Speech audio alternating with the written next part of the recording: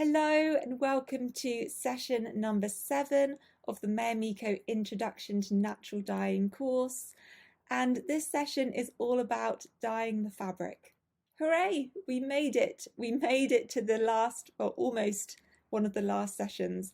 And this one is really important because hopefully by the end of this session, you'll know how to create beautiful naturally dyed fabric. And actually, this part of the process just requires a lot of patience and a lot of time. But you know, the steps and stages are actually very simple. So firstly, we're going to wash the fabric and make sure that it's damp. Secondly, we're going to put the fabric into the dye. And then thirdly, we're going to leave the fabric in the dye, stirring it often. And then lastly, removing the fabric from the dye and washing it. And hopefully, fingers crossed, we'll have some beautiful fabric. So firstly, I'm going to talk about washing the fabric. And we need to break this down again and remember to our different layers.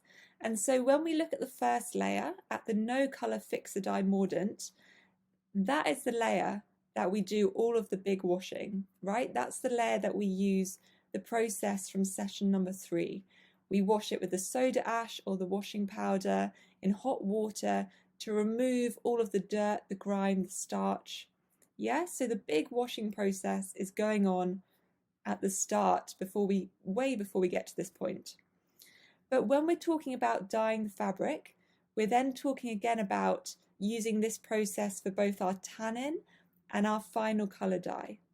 And so we don't need to wash the fabric between the mordant and the tannin, because the alum from the mordant and the tannin, they bond really well together, and so we just need to spin it out.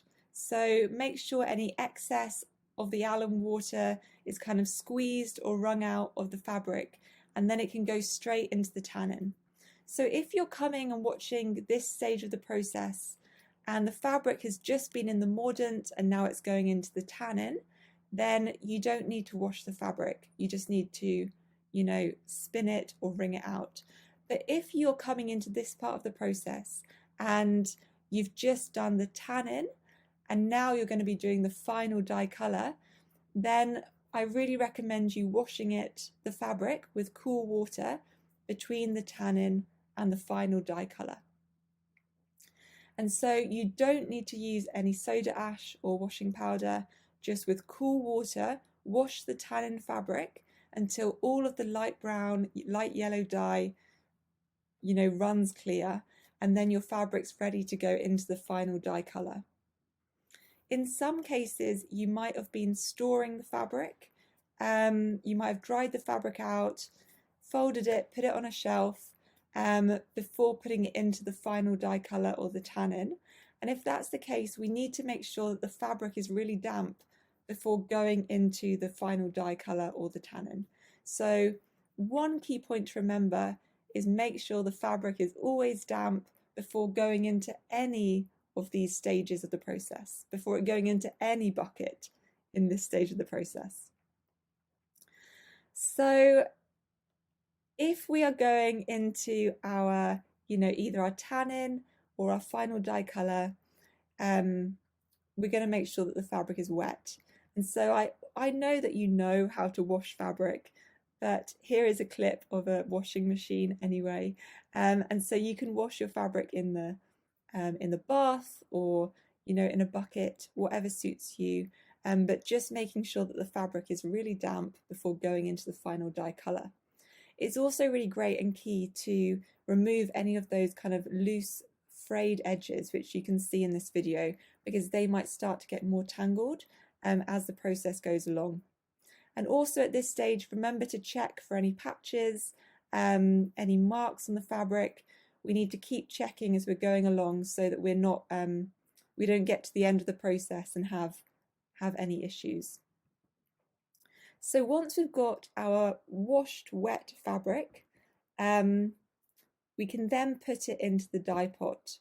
And so the last session, we looked at extracting the colour and filling the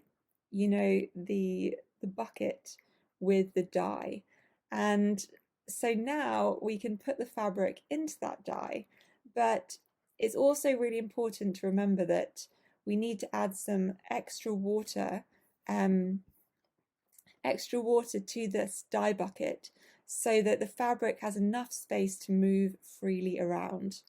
So in this video, actually there's quite a lot of water in this dye bucket, so I wouldn't say you need that much, but it's as long as the fabric can move freely, that all of it is underneath. It's good to like Mina's doing this video, making sure that it's all wet, that any air bubbles are out the way. You can use a big stick to stir it, just make sure it's clean and that the wood doesn't catch on the fabric at all. But yeah, pretty self-explanatory. We all know how to stir a bucket. So once the fabric is in the dye, we're going to leave it for a different degree of time depending on what layer we are on of the fabric. So for the no colour fix the dye mordant, we are going to leave the fabric in that bucket for a minimum of 3 hours, but ideally overnight. For the yellow, tannin, light brown fix the dye, again, we're going to leave for a minimum of 3 hours or overnight. And then for the final colour dye, we're going to leave overnight or for a minimum of 12 hours. But sometimes we leave it for much longer. You can leave it for a number of days. The longer the fabric is in the dye, the better light fastness, the better colour fastness, the darker and deeper the colour you get. So the more time that you can give to this part of the process, the better. So now our fabric is in the bucket and we're leaving it. It's good not to forget about it because we want to keep stirring the dye pot and making sure that all of the fabric is being coated really evenly. And I know that when it's being left overnight, the fabric is going to be sitting there, but that's okay. It's totally fine. Just make sure that all of the fabric is under the water for the majority of the time. And for most of the time, and then it's really important, if at the beginning and the dye might be quite hot still, especially if you've just been tipping the boiling water into the bucket, because heat increases the speed of the dye and the uptake of the dye. It's good to keep stirring it at the beginning. So for the first few hours, make sure that you're stirring pretty often. So let's just recap now over those key points. We need to make sure that the fabric is wet before adding it to the dye bucket. So at any stage of the process, before it goes into a dye bucket, make sure it's wet. Check that there are no marks, patches or dirt on the fabric before adding it to the dye bucket. This is that whole kind of like quality check thing, right? You don't want to leave the quality checking to the final person in the chain because then you might end up with loads of mistakes. We each want to be taking responsibility and checking our work at each stage of the process, and that's really key for checking it when it comes out of the mordant, when it comes out of the tannin, when it comes out of the dye.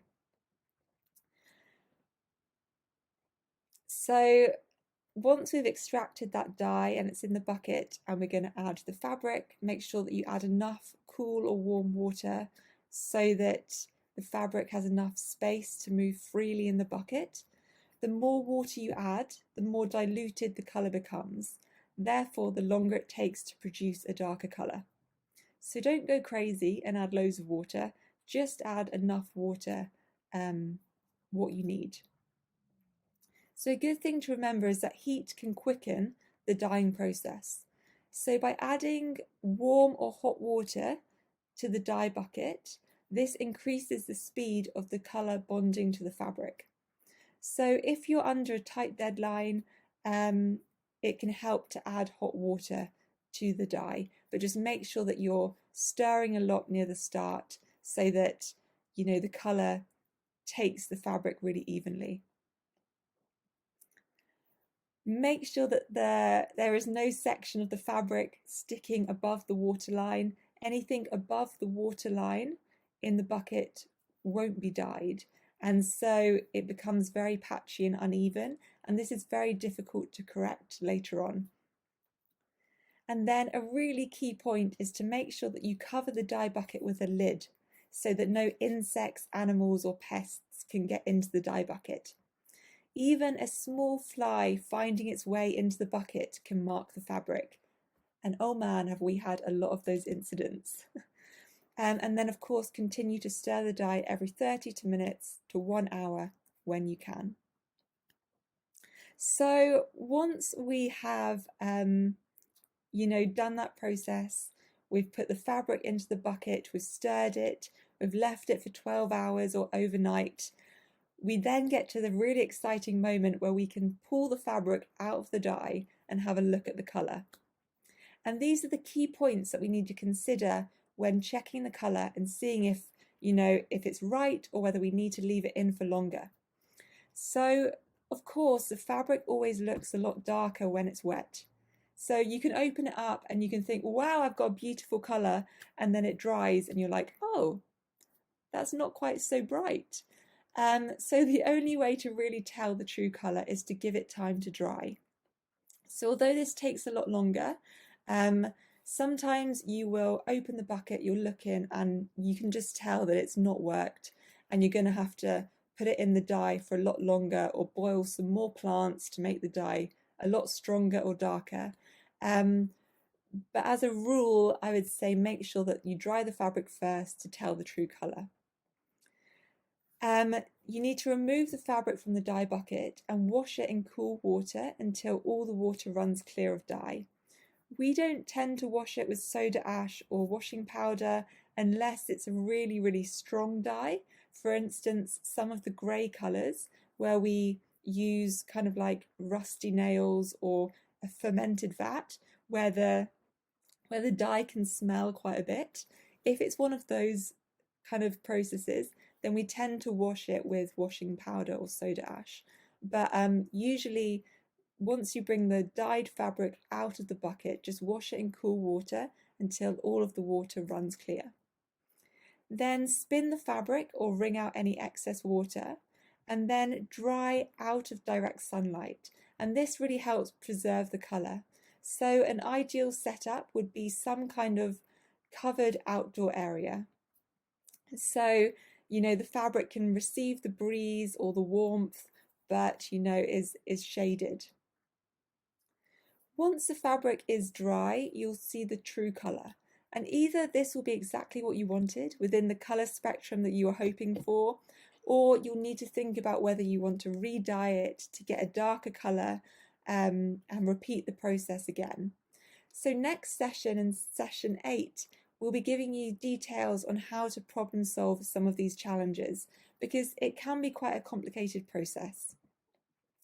So let me just show you now a few clips of what happens when you pull the fabric out and it's time for, the washing and the drying. So Mina here has just finished the beautiful avocado fabric, I think. She's just checking for any marks initially, and she's going into a washing machine. But of course you can use the bath or a bucket, and she's just rinsing all of that, excess dye out. You can see the water's a bit dirty, and then she hangs it up to dry on a shady day. Yeah, beautiful natural colour. So like I mentioned, next session we'll go through some problem solving tips. I hope that's got you excited, and that, yeah, I can't wait to see your beautiful fabric and the colours that you're going to create. Thanks, see you next session.